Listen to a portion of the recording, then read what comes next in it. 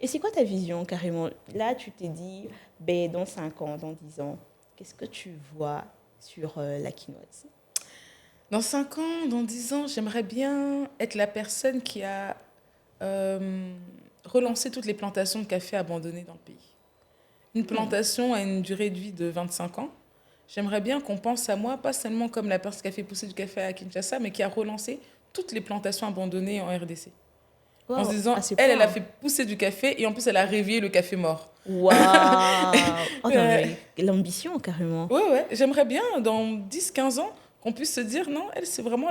Alors, les gens m'appellent la reine du café pour rigoler, comme ça, Exactement, mais exactement. qu'on puisse vraiment dire, non, non, c'est vraiment C'est vraiment la la reine de reine cette du... industrie parce que elle a fait quelque chose qui a pu réveiller un secteur endormi, mort même, et ça a aidé des agriculteurs, ça a aidé le pays, ça nous a permis de nous positionner sur l'échiquier mondial. J'ai envie de faire quelque chose qui marque mon pays, en fait. Wow. Mais carrément, dans toute cette histoire, je vois combien tu as été par moments discriminé, etc. Mais qu'est-ce qui te pousse quand même de toujours garder les câbles? Est-ce que c'est les désirs de devenir milliardaire un jour ou carrément, ou carrément ben, le cœur a montré que la femme elle est capable également d'évoluer dans ces cadres ou c'est l'amour du pays? En fait, c'est quoi au fait qui t'anime au fait au fond? Euh, Franchement, quand j'ai des obstacles, ce qui me motive, c'est de montrer que moi, je suis capable. Quand Ok. je pense à moi, je pense pas forcément à moi en tant que femme. Je Mhm. pense pas à moi en tant que jeune. Mhm. Je pense à moi, Tissia, j'ai envie de montrer que je suis capable. Ok. J'aime pas l'échec.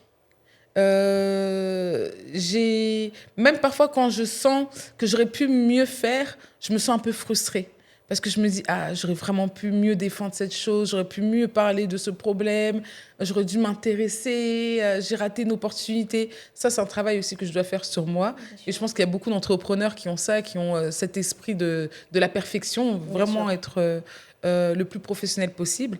Et puis aussi on est décrédibilisé en tant que femme, en tant que jeune, mais aussi en tant que personne noire. Et ça, on ne parle pas souvent assez. Ok. Quand Ok. on distribue notre café dans des grands hôtels, Bien dans des sûr. grands Bien sûr. supermarchés, où les personnes en face n'ont pas forcément une culture ni africaine ni congolaise, parfois on peut partir avec certains préjugés. Ah, ça va être une aventurière, elle va nous proposer un café dans un mois, ça va être n'importe quoi. Parce que on va traîner un préjugé de non-professionnalisme, de Exactement. manque Exactement. d'expertise. Et ça, c'est aussi une vengeance que j'ai envie de faire, de montrer que non, on a aussi cette expertise-là en tant que Congolais et Congolaises. Par exemple, le café. Ok. Quand on pense au café, on pense à l'Italie. Exactement. Espresso, cappuccino, Bien sûr. etc. Bien sûr. Il n'y a pas un seul arbre à café en Italie. Ça pousse en Côte d'Ivoire, en Éthiopie, en Colombie, au Brésil. Et pourtant, Ok. Ok. quand on pense aux experts, on pense aux Italiens. Pareil pour le chocolat. Quand on veut penser aux experts du chocolat, on pense à la Belgique, à la Suisse. Il n'y a pas de Exactement. cacao là-bas. Yeah. Mais, mais tous ces pays qui sont producteurs n'ont pas le savoir-faire. Et moi, ce qui me maintient, c'est de montrer que nous avons le Le savoir-faire. savoir-faire en Nous même avons des temps. personnes talentueuses, nous avons des personnes intelligentes et on peut être expert aussi. On n'est pas juste le grenier du monde avec plein de ressources premières. On peut aussi être des têtes pensantes, on peut aussi avoir des stratégies et on va s'imposer dans le monde des affaires. Et vous allez faire avec nous et pas sans nous.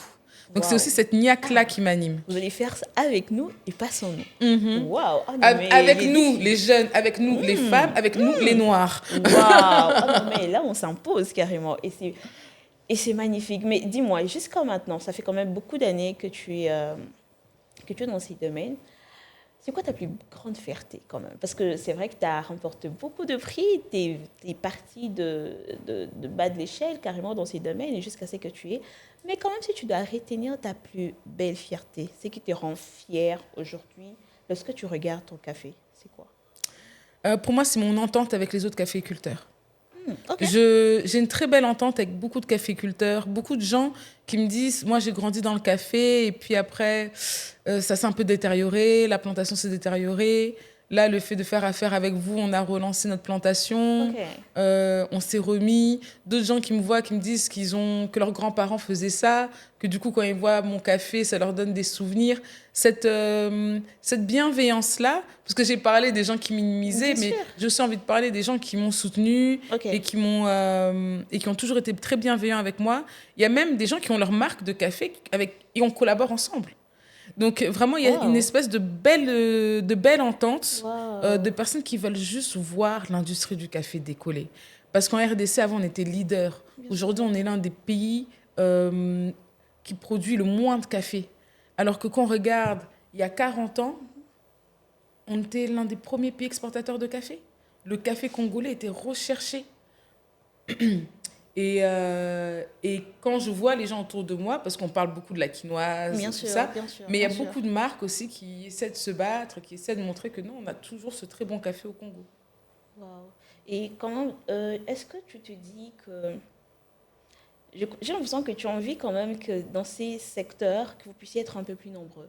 Est-ce que tu aimerais inviter plusieurs personnes également dans ces domaines ou quand même tu te dis non, je vais rester seul leader dans ça quand même? Parce que Euh, tu parles beaucoup de la bienveillance de toutes ces personnes qui t'entourent dans ces secteurs, mais on a l'impression que tu cherches la concurrence finalement. non, en fait, on a l'impression qu'on est concurrent, mais on n'est pas concurrent. Ok, vas-y, explique-moi. Par exemple, moi, ça m'est déjà arrivé d'avoir une grosse commande en export. D'accord. J'arrive pas à remplir le conteneur qu'on m'a commandé. J'appelle tous les D'accord. copains. Les gars, il y a un conteneur, il faut remplir. Je prends ma marge, hein, les gars, mais il Waouh. faut remplir et on s'arrange. On m'a Waouh. déjà aussi appelé, et Ticia, on a un conteneur à remplir, on ne sait pas le remplir. Il y a Oh, deux, ok, trois ok, conteneurs, ok. dépêche-toi, il faut le remplir, on va se partager, etc., etc. Donc, c'est-à-dire que comme on n'est pas nombreux, on sait se soutenir. Moi, maintenant, ma difficulté, c'est que je suis seule à Kinshasa. On D'accord, a d'accord. 26 provinces en RDC, Bien sûr, 17 bien sûr, sont productrices de café. bien sûr. Donc, quand dans une province, il y en a 5, 6, 7 qui sont producteurs de café, c'est plus agréable. Quand on est seul dans toute la province, bon, on se sent aussi un peu seul, hein, quand même. Ça c'est vrai, quand même. Après, la concurrence permet de se dépasser. Bien sûr. J'ai pas peur de la concurrence, mais, Ça c'est euh, moi. mais faites gaffe. Non, Ça c'est moi. mais faites gaffe, je suis là, c'est mon terrain, ne venez pas. Alors, Tissia, si tu devais, je pense qu'on est carrément en train de carrément atterrir sur cette belle conversation. Et si tu devais quand même porter un message à ces jeunes, à cette femme surtout, qui te regarde et qui s'est dit, mais moi j'aimerais vraiment devenir comme Tissia, j'aimerais être la prochaine Tissia, cette femme d'impact que tu es. Tu donnerais quel message à cette femme qui doute, qui hésite, qui s'est dit ben, par où commencer, quoi faire? Qu'est-ce que tu la dirais? Je lui dirais, n'aie pas peur. Ça va être difficile, on va te décourager. Certains vont même travailler pour que tu échoues. Ok, Mais n'aie pas peur.